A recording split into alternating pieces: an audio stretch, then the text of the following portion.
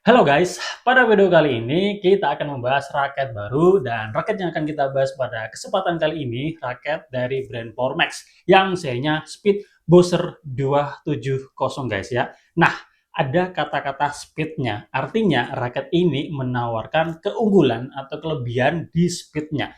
Nanti kita akan lihat bareng-bareng apa yang membuat raket ini memiliki keunggulan atau kelebihan di speednya ya.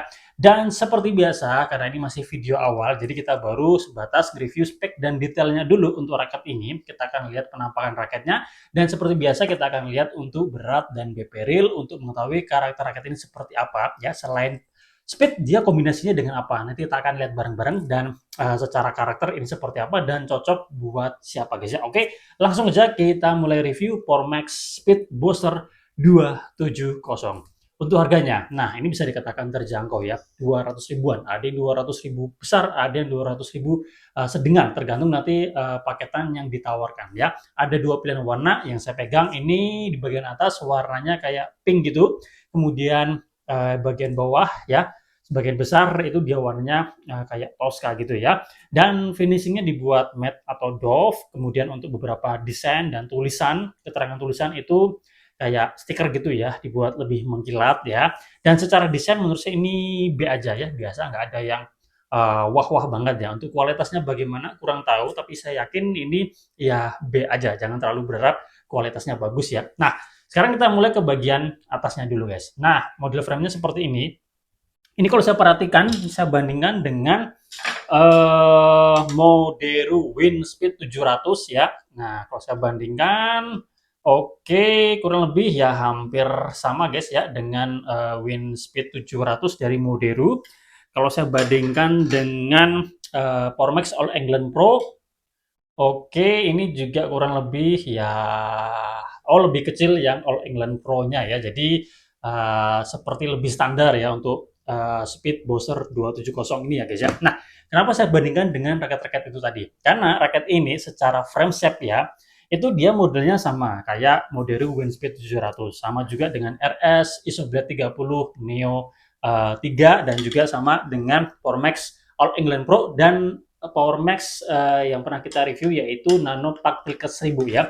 Jadi untuk Speed Booster 270 ini memiliki lebar power frame yang pipih dan juga lebar. Ada di angka 12 sekian milimeter ya setelah saya coba ukur dengan jangka sorong. Jadi lebih lebar daripada standarnya yang ada di angka 9 sampai 10 guys ya. Oke. Jadi raket ini memiliki ya itu tadi guys ya, keutamaan, kelebihan, keunggulan tuh di speed karena dia dengan model frame set yang seperti ini memiliki hambatan angin yang sedikit. Bulan anginnya tuh dia bagus ya.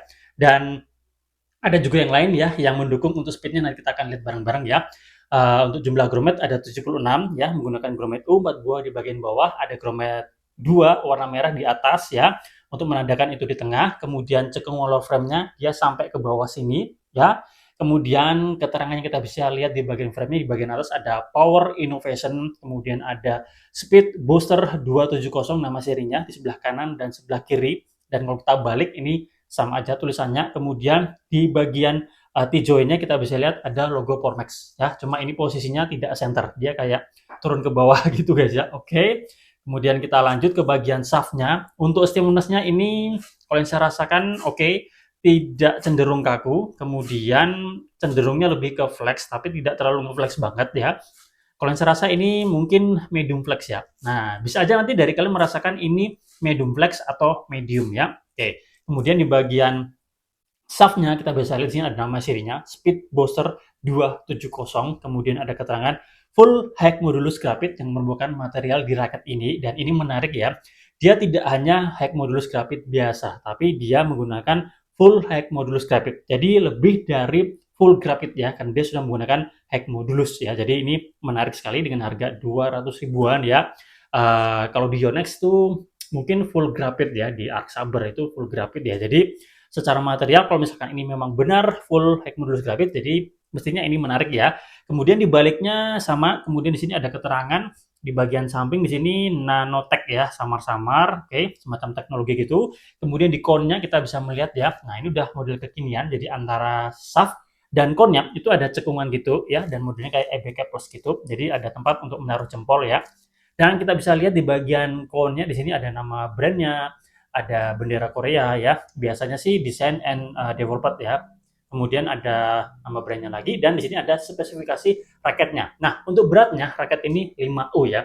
Jadi kalau kita misalkan melihat berat 5U kemudian dikombinasikan dengan framesetnya yang pipi lebar. Jadi memang raket ini mendukung banget untuk speed ya, dan bagusnya raket ini tidak ngeflex. Berbeda kayak Nano Tactical 1000 yang pernah saya review itu BP-nya tinggi, bobotnya juga lumayan, malah masuk 3U dan soundnya ngeflex. Jadi karakternya yang dirasakan itu malah power dulu baru speed. Nah kalau ini mestinya udah sesuai ya speed dan power ya.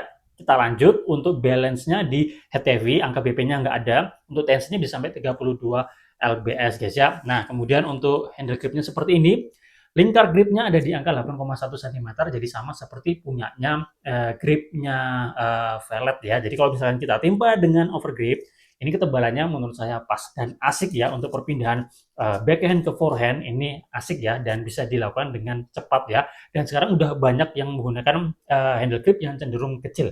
Kalau G5-nya Yonex itu menurut saya cenderung besar. Jadi kalau misalkan kita agresif ya perpindahan tangannya itu agak kurang gimana gitu ya. Tapi ini kembali ya ke selera ya. Kemudian end cap-nya seperti ini.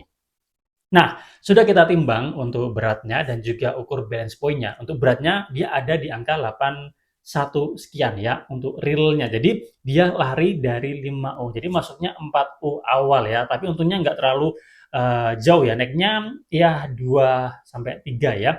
Kemudian untuk BP-nya ada di angka 302. Kalau ini udah sesuai ya, karena tidak menunjukkan angka BP tapi hanya menunjukkan keterangan HTV. Jadi untuk BP-nya mestinya ini udah sesuai ya. Nah, dengan melihat berat dan BP segitu, karakter raket ini mestinya dia kuat di pertama speed dulu ya, kemudian baru power ya.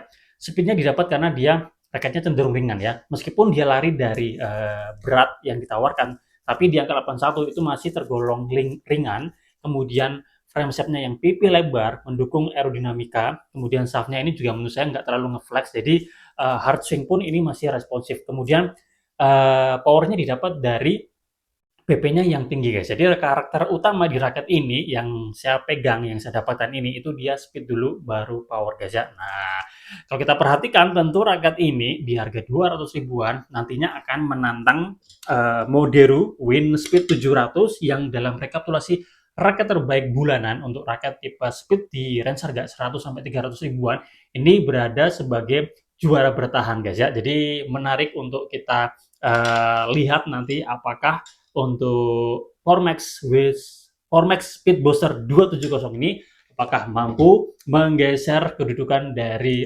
Moderu Winspeed 700 ya, ditunggu aja guys ya. Kita lanjut untuk panjang raketnya ini standar guys ya. Nah, kalau kita melihat karakter raketnya, tentu raket ini cocok buat teman-teman yang suka bermain speed ya, yang di depan ini masuk mestinya. Kemudian kalian yang playmaker mestinya juga masuk. Kalian yang suka motong-motong masuk. Kemudian secara double misalkan kalian rotasi depan belakang, kalian yang suka quick smash, kemudian smash beruntun, atau kalian yang main bola-bola datar, ini mestinya oke. Kalau powerful smash mungkin sesekali 2 kali mungkin masih oke, tapi kalau terus-terusan pengen yang powerful smash ini mungkin kurang mematikan ya, tapi bisa aja kalian memaksimalkan swing speed di raketnya untuk menghasilkan power yang besar ya, tergantung nanti kalian punya teknik yang bagus atau tidak ya. Jadi nanti tergantung tangan teman-teman semua. Untuk raket ini untuk pemula mestinya oke. Untuk intermediate menurut saya juga masih oke, tapi kurang tahu ya. Kita lihat dulu kira-kira nanti impact dengan shuttlecock bagaimana untuk kestabilan dan juga soliditas raketnya guys ya. Oke, ditunggu aja untuk review pemakaiannya. Terima kasih sudah menonton, semoga bermanfaat. Kita jumpa lagi pada review-review yang lainnya.